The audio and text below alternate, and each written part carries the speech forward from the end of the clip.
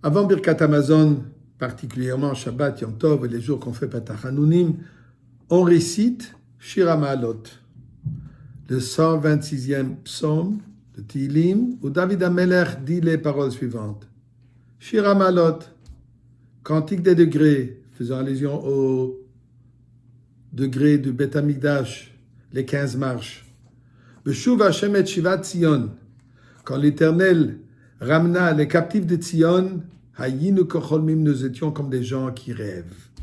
Le dernier verset qui dit Haloch yelech uvacho, nose meshach hazara, bo yavo verina, nose alumatov.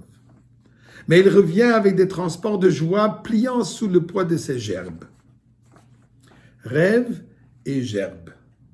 Bien sûr, relié à la paracha de cette semaine. Nous lisons la paracha de cette semaine, l'histoire des rêves de Yosef, où Yosef partage avec ses frères 2 rêves.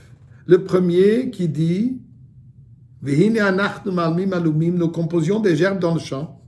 Soudain, ma gerbe se dressa, elle resta debout et les vôtres se rangèrent alentour et s'inclinèrent devant la mienne.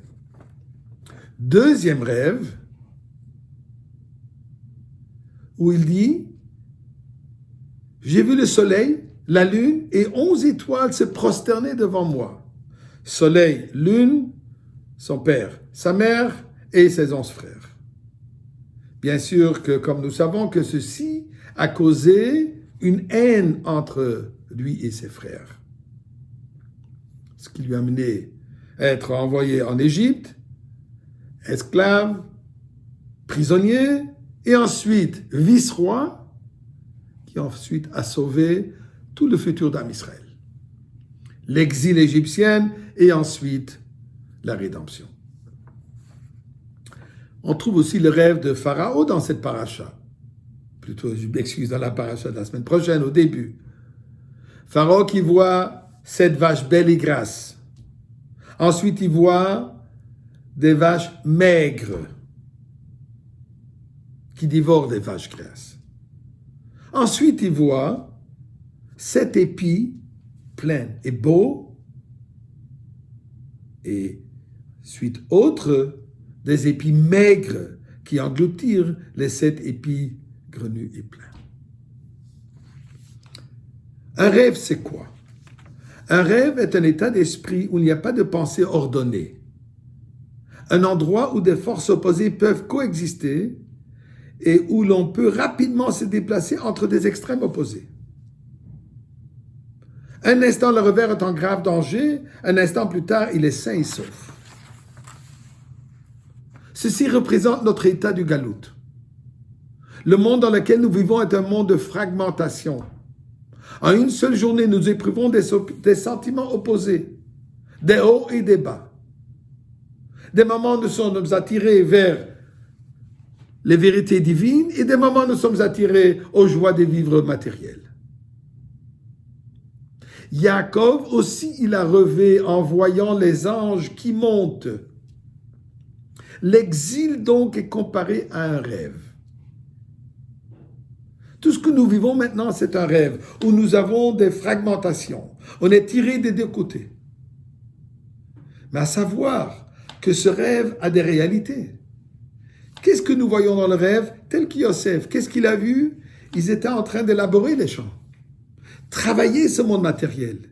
Il commence d'abord avec le végétal et ensuite il s'élève. Le deuxième rêve où il voit des créatures célestes. Donc une ascension du plus bas vers le plus haut.